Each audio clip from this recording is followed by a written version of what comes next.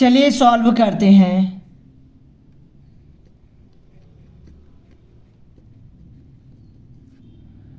500 की power 500 upon 250 की power 250 equal to 500 की पावर को हम इस प्रकार लिख सकते हैं 250 प्लस 250 अपॉन 250 की पावर 250 इक्वल टू।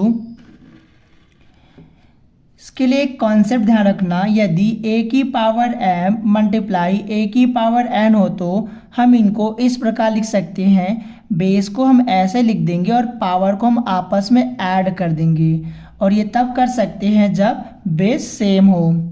और यदि ऐसा लिखा हो तो हम इनको इस प्रकार लिख सकते हैं, और यदि ऐसा लिखा हो तो हम इनको इस प्रकार लिख सकते हैं, यानी वाइस वर्सा हम कर सकते हैं।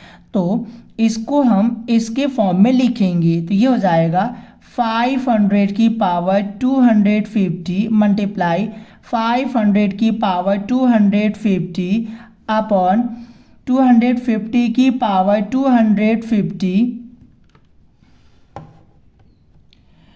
इक्वल टू 500 की पावर 250 अपॉन 250 की पावर 250 मल्टीप्लाई 500 की पावर 250 इक्वल टू। इसके लिए एक कॉन्सेप्ट ध्यान रखना, यदि a अपॉन b की होल पावर m हो तो हम इनको इस प्रकार लिख सकते हैं a की पावर m अपॉन b की पावर m, और इनको हम वाइस वर्सा भी कर सकते हैं। तो इसको हम इसके फॉर्म में लिखेंगे तो ये हो जाएगा 500 अपॉन 250 की होल पावर 250 मल्टीप्लाई 500 की पावर 250।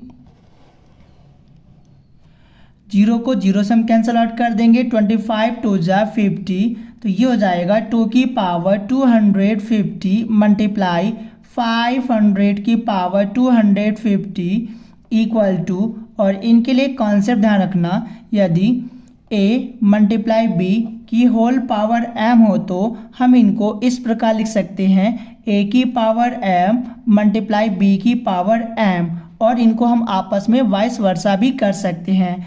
तो इसको हम इसके फॉर्म में लिख लेंगे तो ये हो जाएगा 2 मल्टीप्लाई 500 की होल पावर 250 इक्वल टू, और इनको आपस में मल्टीप्लाई करेंगे तो ये हो जाएगा 1000 की पावर 250 इक्वल टू 1000 को हम लिख सकते हैं 10 की पावर 3 की होल पावर 250।